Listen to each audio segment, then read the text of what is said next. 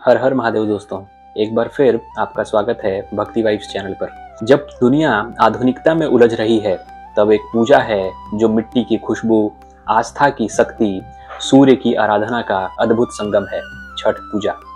यह सिर्फ व्रत नहीं, यह प्रेम, त्याग, प्रकृति और परिवार के लिए की गई सबसे पवित्र साधना है।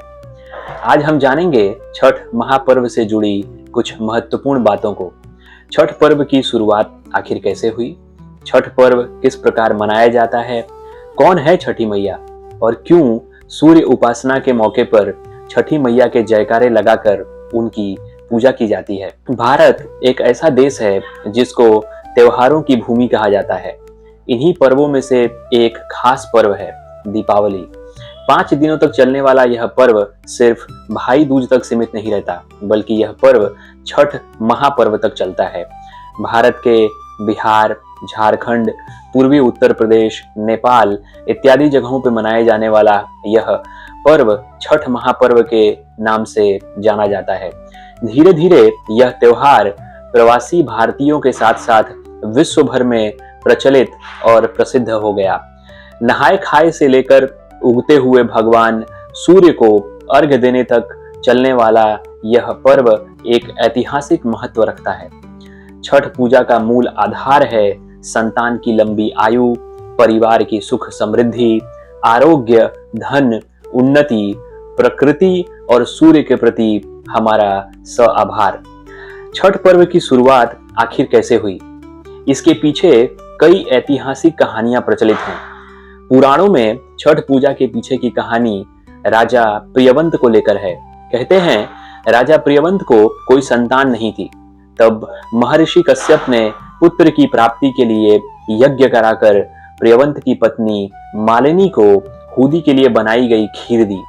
इसको खाने से उन्हें पुत्र की प्राप्ति हुई, लेकिन वह पुत्र दुर्भाग्यवश मृत पैदा हुआ। प्रियवंत उस मृत पुत्र को लेकर शमशान गए और पुत्र वियोग में स्वयं भी प्राण त्यागने का विचार करने लगे। उसी वक्त भगवान की मानस पुत्री देवसेना प्रकट हुई। उन्होंने राजा से कहा कि क्योंकि वो सृष्टि की मूल प्रवृत्ति के छठे अंश में उत्पन्न हुई हैं, इसी कारण वह षष्ठी कहलाती हैं। उन्होंने राजा को अपनी पूजा और दूसरों को पूजा करने के लिए प्रेरित करने को कहा। राजा प्रियवंत ने पुत्र की इच्छा के कारण देवी षष्ठी की व्रत की और उन्हें पुत्र की पुनः प्राप्ति हुई। कहते हैं यह पूजा कार्तिक शुक्ल की षष्ठी को हुई थी और तभी से छठ पूजा के रूप में इसे मनाया जाता है। इस कथा के अलावा एक कथा और भी है। श्री राम भगवान माता सीता को लेकर जब वो यहाँ 14 वर्ष के वनवास को पूर्ण कर अयोध्या लौटे, तो रावण वध के पाप से मुक्त होने के लिए उन्होंने ऋषि मुनियों के आज्ञा अनुसार राजसूय यज्ञ करने का फैसला किया। मुद्गल ऋषि ने मां सीता पर गंगा जल छिड़क कर उन्हें पवित्र किया और कार्तिक मास के शुक्ल पक्ष की षष्ठी तिथि को सूर्य देव की उपासना करने का आदेश दिया, जिससे माता सीता ने मुद्गल ऋषि के आश्रम में ही रहकर 6 दिनों तक भगवान सूर्य की पूजा प्रार्थना की। छठ पर्व किस प्रकार मनाया जाता है?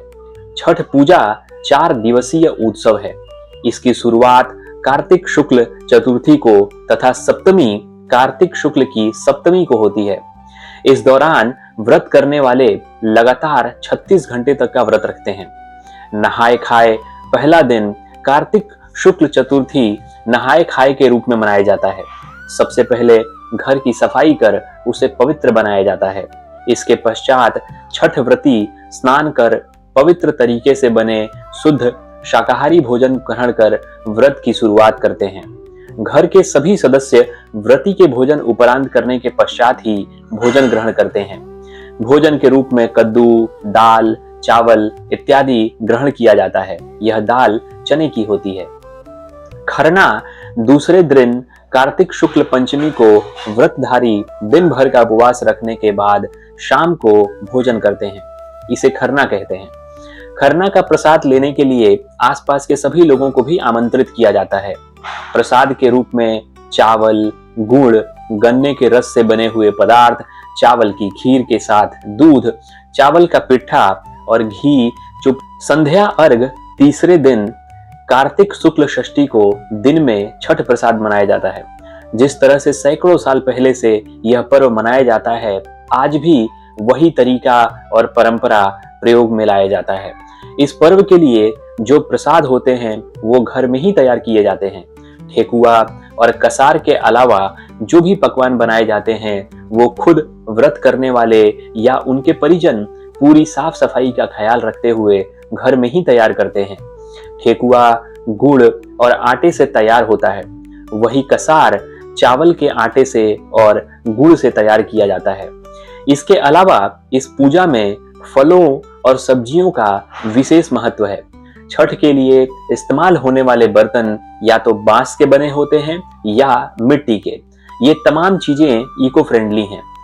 शाम को पूरी तैयारी और व्यवस्था कर बांस की टोकरी में अर्घ का सूप तैयार किया जाता है। व्रती के साथ परिवार और पड़ोस के सारे लोग सूर्य को अर्घ देने के लिए घाट की ओर जाते हैं। सभी छठ व्रती एक नियत तालाब या नदी के किनारे इकट्ठा होकर सामूहिक रूप से उषा अर्घदान संपन्न करते हैं। सुबह उगते सूर्य को जल और दूध का अर्घ दिया जाता है। छठी मैया का प्रसाद भरे सूप से पूजा की जाती है। इस दौरान कुछ घंटे के लिए मेले सा दृश्य बन जाता है। उषा अर्घ चौथे दिन कार्तिक शुक्ल सप्तमी की सुबह उगते सूर्य को अर्घ दिया जाता है। व्रती वहीं पुनः इकट्ठा होते हैं जहां उन्होंने शाम को अर्घ दिया था। पुनः पिछले शाम की प्रक्रिया की पुनरावृत्ति होती है और अंत में व्रती कच्चे दूध का शरबत पीकर तथा थोड़ा सा प्रसाद खाकर अपने व्रत को संपन्न करते हैं। कौन है छठी मैया और क्यों सूर्य उपासना के मौके पर छठी मैया के जयकारे लगाकर उनकी पूजा की जाती है, आइए जानते हैं। वेदों के मुताबिक छठी मैया को उषा देवी के नाम से भी जाना जाता है। छठी मैया के बारे में कहा जाता है कि छठी मैया सूर्य देव की बहन है। उनकी पूजा करने से, उनके गीत गाने सुनने से सूर्य भगवान प्रसन्न होते हैं और सभी मनोकामनाओं को पूर्ण करते हैं। छठ पूजा सिर्फ व्रत नहीं, यह श्रद्धा, संयम और परिवार के प्रति समर्पण का प्रतीक है। जब व्रती नदी, तालाब में खड़े होकर सूर्य को अर्घ देते हैं तो एक अद्भुत ऊर्जा का अनुभव होता है। सिर्फ शारीरिक तपस्या ही नहीं बल्कि मन और आत्मा की भी शुद्धि होती है। छठ पूजा का सबसे बड़ा संदेश है सादा जीवन, उच्च विचार और प्रकृति के साथ सामंजस्य। यह पर्व हमें याद दिलाता है कि परिवार और संस्कृति की असली शक्ति हमारी श्रद्धा और धैर्य में निहित है। छठी मैया आप सभी पर अपनी कृपा बनाए रखें और आपका परिवार हमेशा सुख समृद्धि रहे। जय जय छठी मैया।